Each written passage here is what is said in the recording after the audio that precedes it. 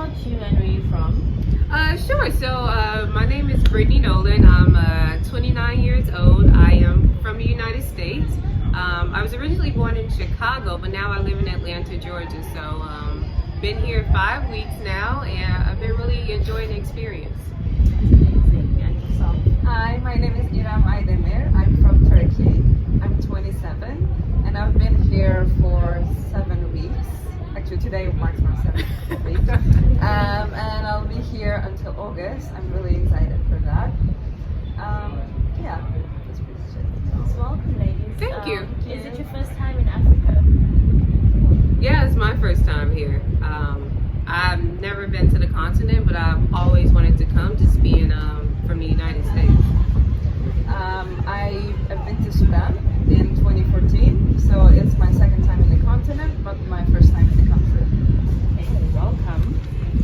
Prior to coming, what are the things that you heard or seen that shaped your perspective of Africa and its people? I can start. Okay. Just being transparent.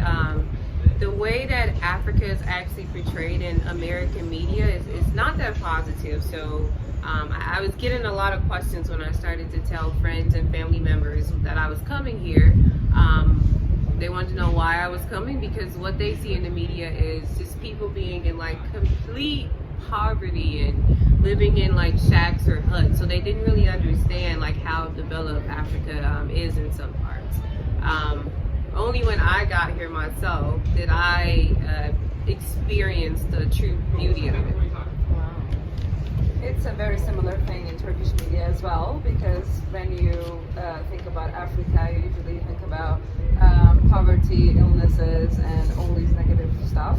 But then you tend to forget that Africa is such a diverse continent, such a big continent, full of richness and beauty and cultural differences.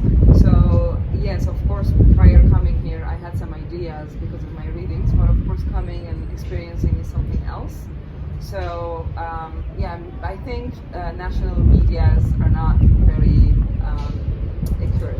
What are the ideas or assumptions people in the community might have about you based on your race or age? Okay, so yeah, I don't come from Africa, meaning I'm white. So that's why when people see me, of course, they can think about the privileges I have, which I do have. I don't get stopped on the street randomly because of my race. But then again, there are certain aspects of privilege. I don't come from the Western world, I come from the Middle East. So, of course, it can create some troubles to me when people see my passport.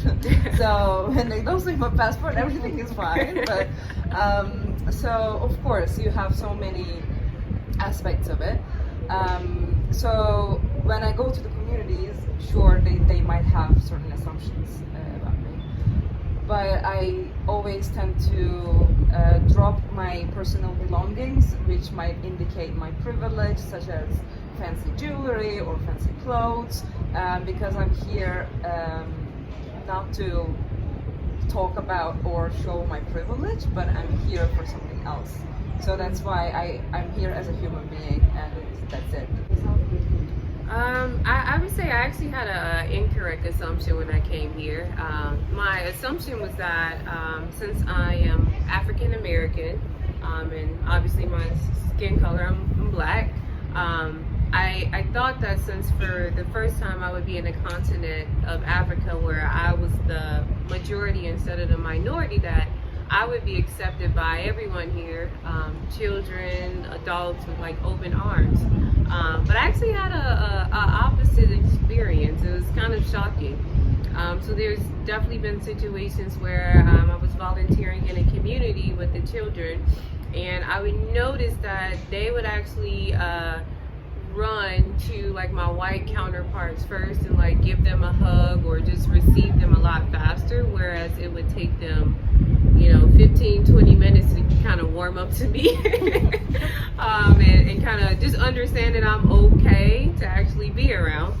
But I realized that I had to put things into perspective. So apartheid wasn't that long ago here. It was in my lifetime. So knowing that being an African American that is darker in color, if I was living, if I was around during that time in Africa, I would have been the lowest in society. So I know that some of that misconception is still being passed down through generations, that like the darker you are, you're the lowest in society. So I didn't fault the kids for the experience. I just had to take a step back and realize what I was going through was the reality. Wow. Jake, has there been a situation where you were made aware of your ethnocentrism?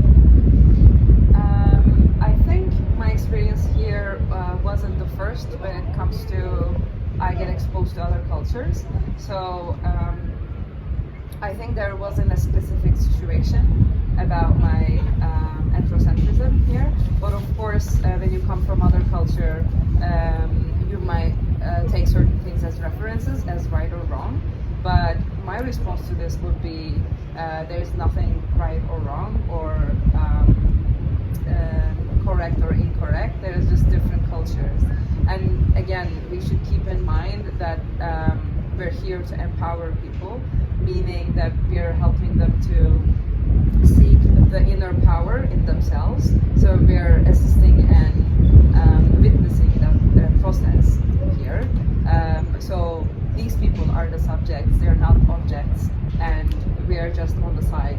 So I think when we keep in mind and understand the culture first, without imposing our own values, I think then we could reach the real goal that we have here. I think that's important. There is a situation that I can think about that happened in the beginning, actually, when I first got here. So I was going through a orientation for Girl Impact, and there was a case being described where a young woman had gotten raped, and she actually didn't report it. And the first thing that came to my mind was like, wow, how can she not report being raped? But I had to check myself and realize, that thought comes from being American.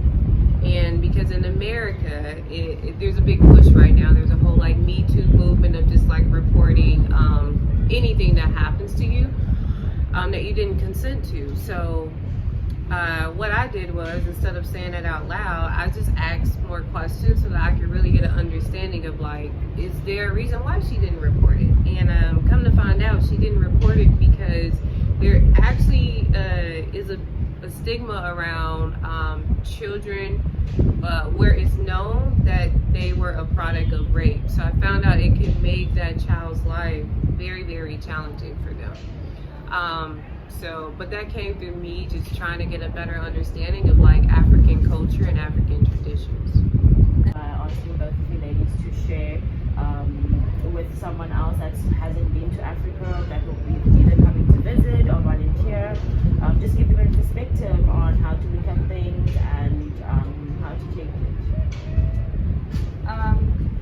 I think in addition to all I said is that enjoy your time here. This is a very beautiful place, and it's much more than you heard before. And just remember that we're here to assist and witness. Yeah, and I agree with everything she said. The only thing I would even add to that is just make sure you're seeking first to understand instead of trying to be understood. So that's the only thing I would add.